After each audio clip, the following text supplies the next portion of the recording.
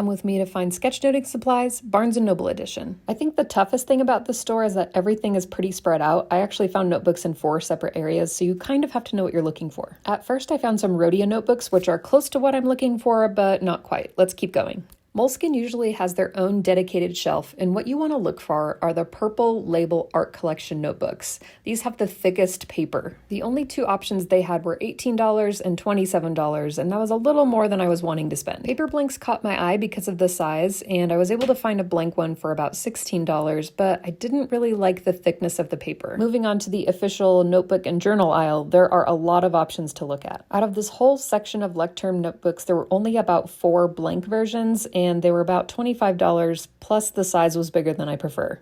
Here's a notebook from Paper Source, which has very large dot grid, which isn't bad, but I'm really looking for blank here. This was about $17. I love Blackwing pencils, so I had to check out this mini journal just to see if it would work for sketchnoting. The only downsides to me were the price, $22.95, and the paper was pretty thin because most people use these with, the pencils. This tiny notebook sitting by itself caught my eye, and it was only about $12, but just the fact that it had 2 different types of paper was a kind of a deal breaker for me. Finally, I saw this sale shelf, and something on the bottom caught my eye. Normally when sketchbooks don't tell you about the paper, that means that the paper isn't very high quality, but this actually felt really nice. And for $8, it's really hard to beat. The size is still a little bigger than I prefer, but I think this is my best option. Next, let's find a black pen. You'll find these next to the checkout or in the impulse buy section, and there's actually a really good selection here. I'd never heard of these Zebra Sarasa pens, but I'm gonna get one just to test it out. And I was completely surprised to find one of my favorite pens here, the Unipin Fine Line Brush. These have a soft, flexible tip, and they're really similar to a Tambofu no Suke pen. For color, Barnes & Noble does have some marker sets, but they're about $30, so I think the better option is to get a single color of the Zebra Mildliner pens. I'm gonna get a gray one because my gray one's actually starting to run out. I walked out with a notebook, 2 black pens, a gray marker, all for under $20. My exact total was actually $18.50, but then I had a $5 credit, so it was only $12.50.